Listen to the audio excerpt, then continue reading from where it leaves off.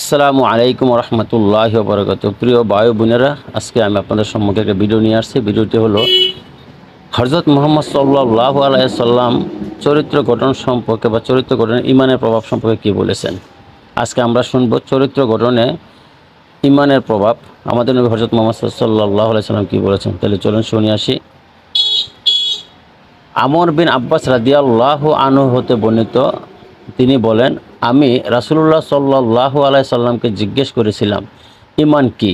জবাবে তিনি বললেন, সবর, ধৈর্য ও সহনশীলতা এবং সামাহাত, দানশীলতা, নমনীয়তা ও উদারতা হচ্ছে ঈমান। মিশকাত শরীফ হাদিস নাম্বার 45-46।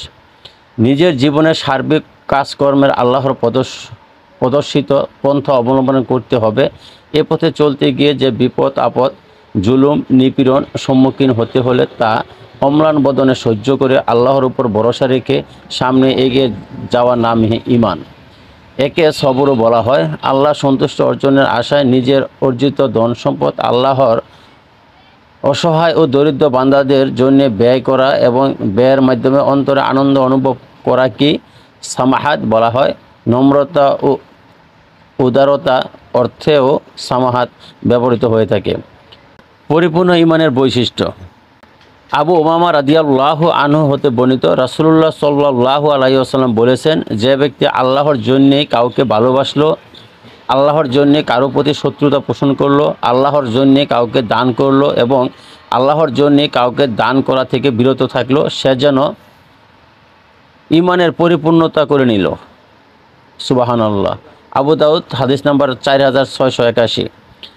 মানুষ ক্রমাগত অন্তর্গঠন এবং অন্তর্নিহিতর মাধ্যমে এমন এক স্তরে যায়, তখন তার যাবতীয় কাজকর্ম একমাত্র আল্লাহর উদ্দেশ্য সম্পাদিত হয়ে থাকে। তার প্রেম, ভালোবাসা, হিংসা, বিদ্বেষ ইত্যাদি সবই আল্লাহর সন্তুষ্টির জন্য হয়ে থাকে। এগুলো কোনো কিছুই নিজের নফস এবং প্রবৃত্তির খুশির জন্য নয়। সে যখন কারো সাথে বন্ধুত্ব করে কিংবা কারো বিরুদ্ধে শত্রুতা পোষণ করে, আল্লাহর জন্যই করে থাকে। পার্থিব কোনো উপকারের আশায় কিংবা কোনো লোভ লালসার চরিতার্থের করার উদ্দেশ্য কারো সাথে বন্ধুত্ব কিংবা শত্রুতা পোষণ করে না। কোনো মানুষের অবস্থা যখন এই পর্যায়ে পৌঁছে যায়, তখন বুঝতে হবে যে তার ঈমান পরিপূর্ণতা লাভ করেছে। ঈমানের স্বাদ এবং অসাধনের উপায়।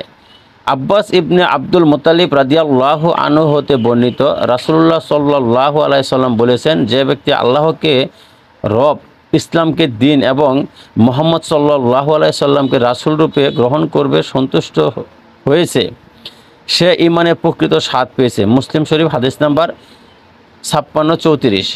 যখন কোনো মানুষ নিজেকে আল্লাহর বন্দেগীতে লিপ্ত করে ইসলামী শরীয়তের পূর্ণ অনুসারী হয়, রাসূলুল্লাহ সাল্লাল্লাহু আলাইহি সাল্লামকে পথ প্রদর্শন নেতা রূপে বরণ করে, স্থির এবং অবিচল থাকে, এই সিদ্ধান্ত গ্রহণ করে আল্লাহ ছাড়া আর কারো অনুগত্য করবে না, ইসলাম ছাড়া অন্য কোনো জীব বিধানের অনুসারী হবে না, রাসূলুল্লাহ সাল্লাল্লাহু আলাইহি সাল্লাম নেতৃত্ব ছাড়া অন্য কারো নেতৃত্ব নিজের জীবনে গ্রহণ করবে না, তখন বুঝতে হবে যে সে ঈমানের প্রকৃত স্বাদ ও অসাধন করেছে। সুবহানাল্লাহ। আল্লাহ আমাদের এই আমলগুলি করার তৌফিক দান করুক, এই হাদিসগুলি বোঝা এবং এর সঠিকভাবে আমল করে জীবন প্রদর্শন করার তৌফিক দান করুক। আপনার সুন্দর জীবনের প্রত্যাশায় আসসালামু আলাইকুম রহমতুল্লাহি ওয়া বারাকাতুহু।